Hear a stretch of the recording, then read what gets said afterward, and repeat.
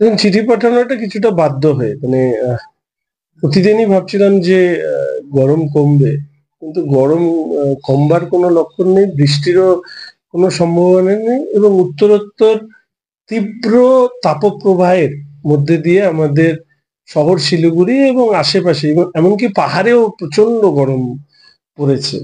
সংবাদ মাধ্যমে যতটুকু দেখেছি, গরম আহ এরকম গরম আগে কখনো পড়েনি, এবং এইরকম সময় সেপ্টেম্বরের শেষ দিকে এই ধরনের গরম কল্পনাতীত। ছেলেমেয়েরা স্কুলে যাচ্ছে, অভিভাবক অভিভাবিকারা বলছে, শিক্ষক শিক্ষিকারা বলছে, ছাত্রছাত্রীরাও বলছে যে এইরকম গরমের মধ্যে ক্লাস করা প্রায় খুবই কঠিন হয়ে দাঁড়াচ্ছে। তার মধ্যে এই সময়কালে লোডশেডিংও হচ্ছে, আবার কোথাও কোথাও রিপেয়ারিং এর কাজ চলছে।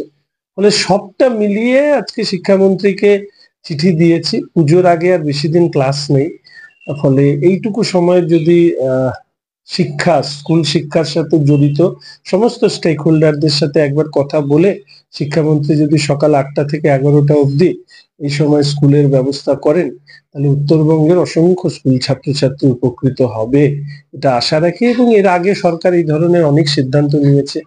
দক্ষিণবঙ্গে যখন গরম পড়েছিল, তখন স্কুল বন্ধ করে দেওয়া হয়েছিল, যদিও সেই সময় উত্তরবঙ্গে গরম ছিল না।